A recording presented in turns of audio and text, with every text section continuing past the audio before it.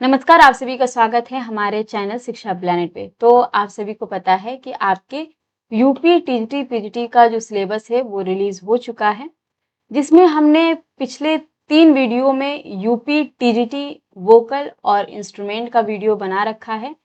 UP PGT instrument का भी video बना दिया है। आज के इस वीडियो में हम लोग यूपी पीजीटी जो गायन का सिलेबस है आपका उसको डिस्कस करेंगे। और उससे पहले मैं आप लोग को बता दूं कि हमारे एप्लीकेशन पे ऑलरेडी यूपी टीजीटी पीजीटी की जो क्लासेस हैं वो चल रही हैं, जिसके अंतर्गत सिलेबस के अकॉर्डिंग सारी चीजें हम लेके चल रहे हैं। क्लासेस जो हैं आपके लाइव फॉर्म में चल रही हैं। अगर आप लाइव अटेंड नहीं कर पा रहे हैं तो रिकॉर्डेड फॉर्म में भी क्लासेस को देख सकते हैं। जो भी चीजें पढ़ाई जाएंगी या जो भी चीजें आपको नोट्स के तौर पे दी जा रही हैं वो सारी चीज जो है आपको एक पीडीएफ के फॉर्म में मिल जाएगा। चैप्टर वाइज आपके एमसीक्यू कराए जाएंगे। टेस्ट सीरीज भी आपका इसमें है। तो ये रहा इस बैच की बात। एक और हमारे पास बैच है जिसको कॉम्बो पैक के नाम से जानते हैं। इसके अंदर आपको बैच तो मिलेगा ही, प्लस आपको एक पुस्तक भी आपके घर तक डिलीवर कराई जाएंगे, जिसमें आपको संगीत के अभ्यास करने में ये जो पुस्तक है हमारी ये सहायक रहेंगी, जो कि आपके एमसीक्यू मास्टर बुक के नाम से है। ये बात रहा। अब आ जाते हैं कि आपके यूपी पीजीटी वोकल का जो कॉन्सेप्ट है वो किस तरीके से है। तो टोटल आपके 360 नंबर के आपके प्रश्न रहेंगे, जिसमें आपको 30 क्वेश्चंस जो हैं आपको देखने को मिलेगा जीके जीएस से, और 90 क्वेश्चन जो है आपको देखने को मिलेगा आपके विशेष जो सब्जेक्ट है वोकल म्यूजिक, आपको इसमें आपको 90 प्रश्न देखने को मिलेंगे। Each question carry 3 number. ठीक, प्रत्येक प्रश्न जो है आपके 3 नंबर के होंगे। इतना बात हुआ। अब आते हैं हम लोग कि इसमें और क्या क्या चीजें हैं। 360 नंबर का होगा, 90 प्रश्न होंगे आपके अपने विशेष विषय से, 30 नंबर होंगे आपके जीके जीएस से, और इसमें नेगेटिव मार्किंग भी होगा। 1/3 का आपका नेगेटिव मार्किंग है। और आपके इसमें इंटरव्यू भी होंगे। पीजीटी में आपके इंटरव्यू लिए जाएंगे। इतना समझ में आ गया। 360 नंबर के प्रश्न रहेंगे, 30 प्रश्न जीके जीएस से, 90 प्रश्न आपके म्यूजिक से रहेंगे, और नेगेटिव मार्किंग इसमें है, और आपका इंटरव्यू भी होगा। इतना बात समझ में आ गया। अब आ जाते हैं सिलेबस पे कि आपका क्या सिलेबस है। सिलेबस की बात करें हम तो इसमें जो आपका सिलेबस है, सबसे पहले अगर हम बात करें तो यहाँ पे कुछ परिभाषिक शब्दावली की बात की गई है। तो हम सभी को क्या करना है, स्वर समझना है। स्वर किसे कहते हैं, शुद्ध स्वर किसे कहते हैं, विकृत स्वर किसे कहते हैं, ये रहा हमारा एक टॉपिक, जिसमें हमको शुद्ध स्वर, विकृत स्वर, इन सारी स्वरों का क्या करना है, व्याख्या करना है कि एक सप्तक में कितने शुद्ध स्वर हैं, कितने विकृत स्वर हैं, किसे तीव्र कहते हैं, किसे कोमल, ये तमाम बातें। उसके बाद हम सभी को पढ़ना है सप्तक किसे कहते हैं। उसके बाद पढ़ना है नाद किसे कहते हैं, और नाद के भेद, जो कि आहत नाद होता है और अनाहत नाद होता है, ये पढ़ना है। और नाद की जो विशेषता होती है, तीव्रता, तारता, गुण, ये सभी चीज जो है आपके नाद के अंदर आ जाते हैं। तो तीसरा टॉपिक आपका रहा ये। आगे बढ़े। श्रुतियां पढ़ना है हम सभी को। शुद्ध स्वरों की आंदोलन संख्या पढ़नी है। श्रुतियां पढ़ना है, शुद्ध स्वरों की आंदोलन संख्या पढ़नी है कि सा की क्या आंदोलन संख्या है, रे की क्या आंदोलन संख्या है।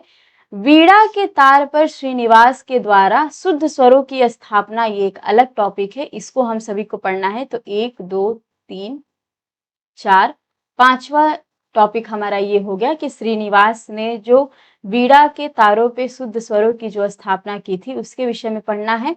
आलाप हम सभी को पढ़ना है। आलाप किसे कहते हैं, तान और उसका प्रकार पढ़ना है। ठीक, तान किसे कहते हैं और तान के कितने प्रकार हैं, छूट का तान, गिटकरी का तान, ये सारी जो ताने हैं इन सभी के विषय में पढ़ना है। कड़ किसे कहते हैं ये पढ़ना है। मुर्की किसे कहते हैं, कंपन किसे कहा जाता है, मींड किसे कहा जाता है, गमक पढ़ना है और उसका प्रकार पढ़ना है। गमक के जो 15 प्रकार होते हैं, गमक का परिभाषा पढ़ना है और गमक के प्रकारों के विषय में जानना है।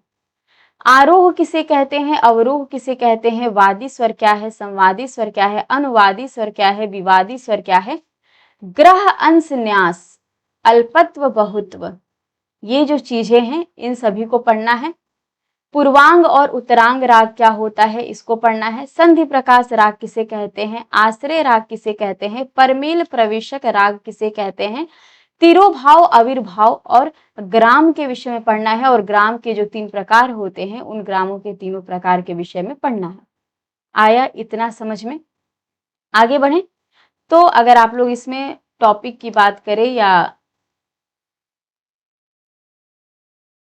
इसमें कितने टॉपिक हम लोग कवर कर रहे हैं, तो सबसे पहले तो एक टॉपिक हमारा ये हो गया, दूसरा टॉपिक ये हो गया, तीसरा टॉपिक नाद से है, चौथा टॉपिक जो है हमारा श्रुति है, पांचवा टॉपिक हमारा श्रीनिवास जी है, उसके बाद बाकी सब ये छोटे छोटे डेफिनेशन है हमारे। इतना समझ में आ गया। अब आगे बढ़ते हैं कि आगे और क्या क्या चीजें हैं। हिंदुस्तानी एवं कर्नाटक संगीत के स्वर। हिंदुस्तानी और कर्नाटक संगीत के स्वरों को समझना है कि हिंदुस्तानी में स्वरों को क्या कहते हैं, कर्नाटक में क्या कहते हैं, एक हमारा टॉपिक हो गया। रागों तथा संगीत पद्धति की तुलना, भातखंडे विष्णु दिगंबर राग को पढ़ना है और संगीत पद्धतियां जो है हमारी उसके विषय में थोड़ा सा जानना है। उसके बाद भातखंडे जी और विष्णु दिगंबर पलुस्कर जी का जो स्वर है उसका तुलना करना है कि कोमल रे अगर भातखंडे जी इस तरीके से कह रहे हैं तो पलुस्कर जी किस तरीके से मानते हैं या किस तरीके से उन्होंने चिन्ह दिया, इसके विषय में पढ़ना है। आगे बढ़ते हैं, तानपुरे के विभिन्न अंगों का ज्ञान होना चाहिए, मतलब कि तानपुरे के स्ट्रक्चर के बारे में पता होना चाहिए और इसका ट्यूनिंग भी पता होना चाहिए। तानपुरा मिलाने की विधि, वही ट्यूनिंग जो है हमारा मिलाने का विधि का ज्ञात होना चाहिए और निकलने वाले सहायक नादों के विषय में भी ज्ञात होना चाहिए। तो केवल अगर आप लोग यहाँ पे देखें तो तानपुरे का आपको पूरा परिचय याद करना होगा, ट्यूनिंग किस तरीके से हो रहा है ये याद करना होगा और थोड़ा सा पार्ट्स के विषय में जानना होगा कि इसमें कौन कौन से पार्ट्स को क्या क्या कहा जाता है। समझ में आ गया? तो बस टॉपिक को कई जगह लिख दिया है लेकिन बात वही है, तानपुरे के विषय में सारी जानकारी चाहिए। हिंदुस्तानी संगीत का इतिहास पढ़ना है, हिंदुस्तानी संगीत का क्या इतिहास रहा है उसको पढ़ना है। काल विभाजन के सहित, मतलब काल विभाजन 1800 ईस्वी में किस तरीके से हमारा संगीत रहा, रामायण काल में किस तरीके से रहा, तो काल विभाजन करके हम सभी को हिंदुस्तानी संगीत का इतिहास पढ़ना है।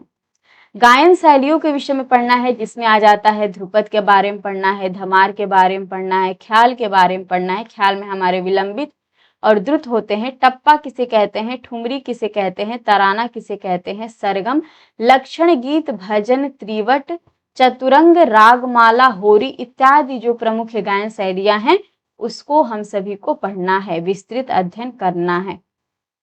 ध्रुपद एवं धमार की लयकारियों का लिखित ज्ञान होना चाहिए। ध्रुपद और धमार जो है इसकी विशेष जानकारी आपको होनी चाहिए।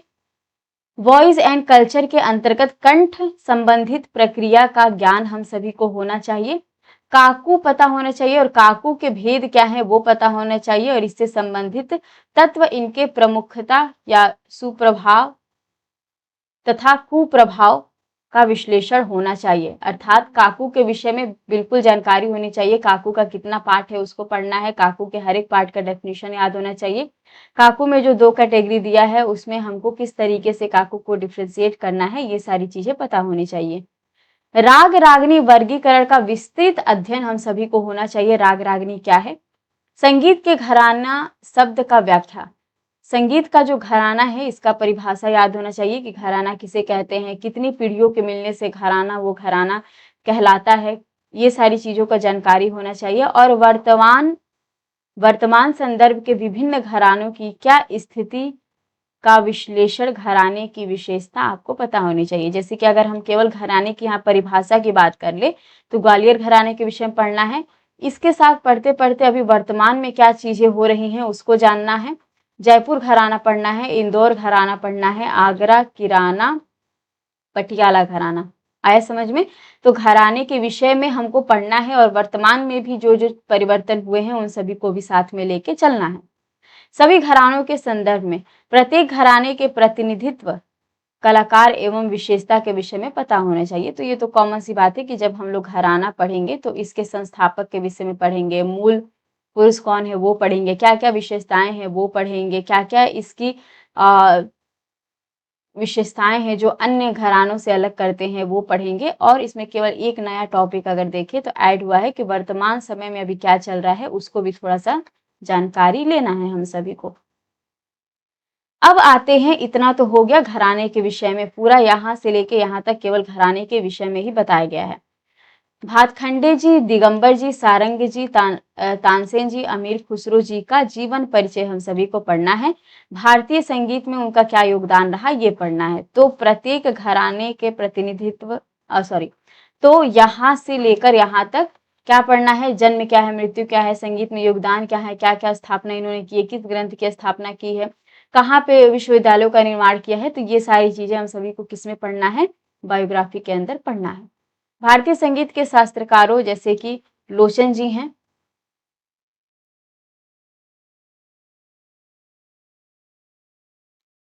लोचन जी, सारंगदेव जी, भरत जी, मतंग जी, अहोबल जी, सोमनाथ, इनके जो ग्रंथ रहे हैं, इनकी जो कृतियां रही हैं, इनके विषय में पढ़ना है। अब कुछ रागों पे आ जाते हैं। राग मालकोंस को पढ़ना है, जौनपुरी को पढ़ना है, हमीर पढ़ना है, यमन पढ़ना है, वृंदावनी, सारंग पढ़ना है, केदार पढ़ना है, बागेश्वरी, पूर्वी राग, भीमपलासी, बहार राग, इन सभी का क्या होना चाहिए, विस्तृत अध्ययन होना चाहिए, ताकि आप छोटे छोटे स्वर समूहों को क्या करें, पहचान पाए और उसकी बढ़ंत या उसका जो चलन है उसको समझ पाए। आया समझ में? तो ये कुछ राग हैं जिनके बारे में पूरा जानकारी होनी चाहिए। पाठ्यक्रम में लिखित रागों की तुलना तथा बंदिशों में आलाप, तान, बोल सहित स्वर लिपिबद्ध करना आना चाहिए। अगर स्वर समूह दिया हुआ है तो उसको पहचानना आना चाहिए, और या तो राग दे दिया है तो एक फ्रेज देगा, उसको समझ में आना चाहिए कि किस राग से ये फ्रेज बना हुआ है। ध्रुपद ज्ञान होना चाहिए। धमार गायन शैली का स्वर लिपि सहित दुगुन, तिगुन, चौगुन, छगुन की लयकारियां आनी चाहिए। आया समझ में? रूपक ताल, झप ताल, एक ताल, सूल ताल, चार ताल, धमार ताल, गझप्पा ताल, पंचम सवारी, तीन ताल, तिलवाड़ा ताल, दीपचंदी, झुमरा तालों का परिचय याद होना चाहिए। ठेका लगाना आना चाहिए या लिखना आना चाहिए। दुगुन लिखना आना चाहिए, तिगुन, चौगुन। इसके अतिरिक्त आड़, कुआड़, बियाड़ जो है हमारा, ये जो दिया हुआ है ये आड़, कुआड़, बियाड़ है। आड़ और कुआड़, तो ये जो सरल लयकारी के बाद जो हमारी ये क्लिष्ट लयकारियां हैं, इन सभी के विषय में हम सभी को ज्ञात होना चाहिए।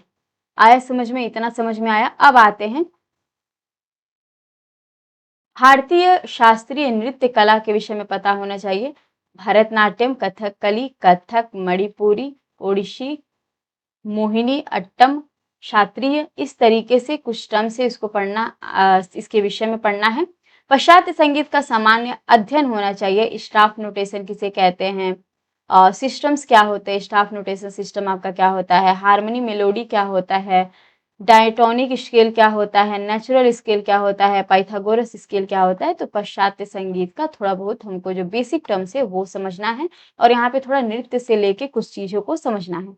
आया समझ में? तो यही आपका सिलेबस है, जिसमें आपके कुछ परिभाषिक शब्दावली दिए गए हैं, उसके बाद कुछ गायन शैलियां दी गई हैं, घराने दिए गए हैं, उसके बाद ताल दिए गए हैं, बायोग्राफी आपके दिए गए हैं, ताल की लयकारियां दी गई हैं, नृत्य कलाओं के विषय में थोड़ा बहुत जानकारी होनी चाहिए, और पाश्चात्य संगीत में जो बेसिक चीज है उसको ज्ञात होना चाहिए। तो यही जो है आपके सिलेबस में है। कौन से सिलेबस में? यूपी पीजीटी जो आपका गायन का सिलेबस है उसके अंदर यही सिलेबस है। आया समझ में?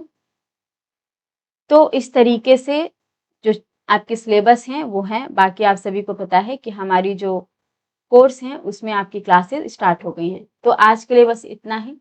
मिलते हैं नेक्स्ट लेक्चर में नेक्स्ट टॉपिक के साथ। धन्यवाद।